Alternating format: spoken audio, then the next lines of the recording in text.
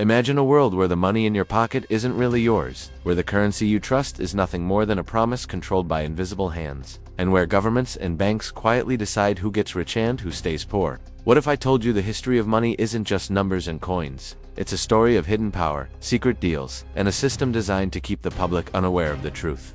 Today, we're pulling back the curtain on the secret history of money that governments don't want you knowing.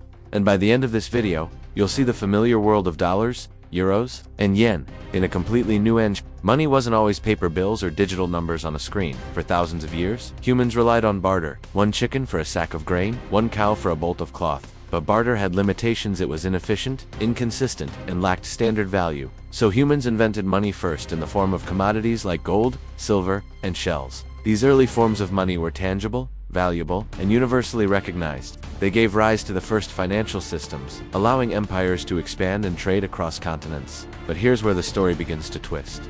Even in the earliest days, the control of money became the control of power. Kings, emperors, and religious authorities discovered that if you controlled the coins, you controlled the people. And from that moment, money was never just money. It was politics, strategy, and influence disguised as currency. Take, for instance, the Roman Empire. Their economy was backed by precious metals. Yet successive emperors repeatedly debased the currency, reducing silver content while keeping the face value the same. To the public, a denarius still looked like a denarius, but its real purchasing power fell dramatically. The effect: ordinary citizens lost wealth while the central power retained control. And although this seems ancient, it's the blueprint for many modern financial tricks we still see today. Fast forward 1,000 years to the Renaissance. Europe had transformed. Trade was booming, cities were growing, and money needed a new system, something more flexible than gold and silver. Enter the banks. But these weren't the banks we think of today. They were private institutions, often family-run, that discovered a dangerous and incredibly profitable secret. Money could be created from nothing.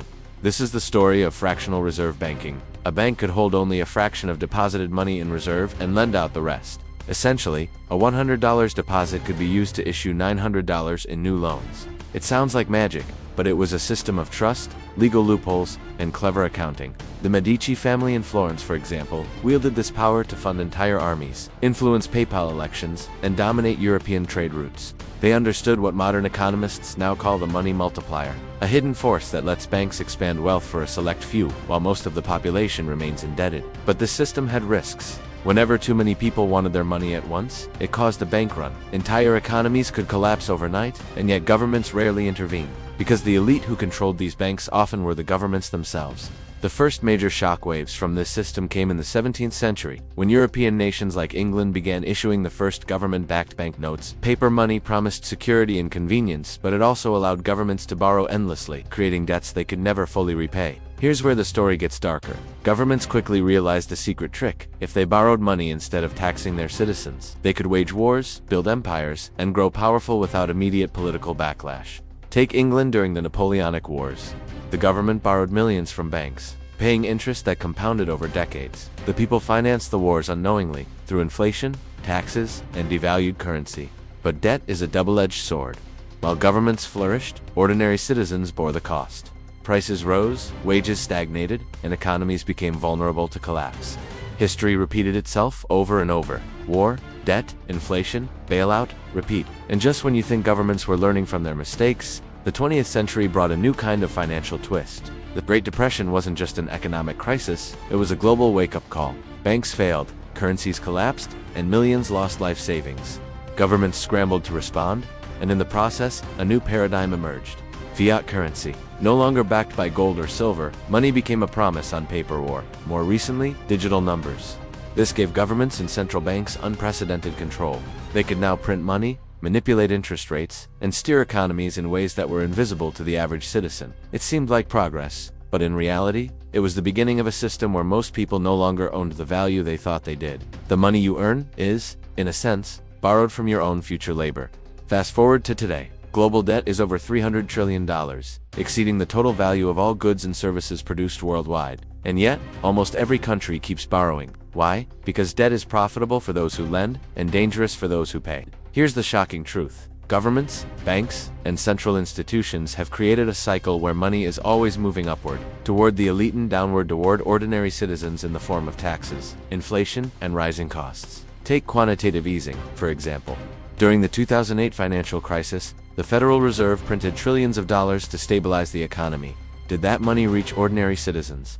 Not really. Most of it flowed to banks and corporations, inflating asset prices and widening the wealth gap. Even more concerning is the pattern. Every major crisis follows the same steps. Debt accumulates, the system strains. A bailout occurs. Citizens bear the cost, and the cycle repeats, often leaving the majority unaware of the true mechanics at play. Narrator, the story of money is a story of control.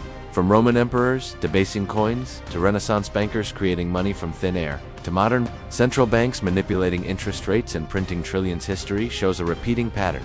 Those who control money control society. And here's the ultimate twist. Most citizens believe money is neutral. It's not. Money is a tool of power, a weapon of influence, a mechanism for shaping the future quietly, invisibly, and often without consent. So what can we learn from this secret history of money? Here are 3 takeaways. Money is never neutral. Every coin, bill, and digital unit carries the imprint of political and financial power. It shapes economies, influences behavior, and can silently redistribute wealth. Debt is a tool, not a tragedy. For governments and banks, debt is profitable, predictable, and deliberate. Understanding its mechanics is the first step toward protecting your own financial future. Patterns repeat for a reason. From ancient empires to modern nations, the cycles of credit, crisis, and bailout are not random. Recognizing the patterns allows you to anticipate, prepare, and question the system rather than blindly trust it. The secret history of money isn't just about economics, it's about power, control, and awareness. The next time you see a bailout, a currency printed, or debt skyrocketing, remember,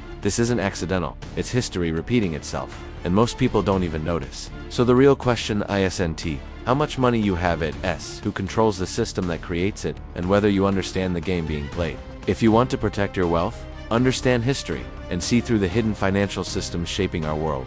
Stay curious, question the accepted narrative, and never assume that money is what it seems. If this video opened your eyes to the hidden history of money, subscribe for more deep dives into the financial systems governments don't want you knowing. Hit the bell icon, because the story doesn't end here every time you think you understand money. The truth is even stranger than fiction.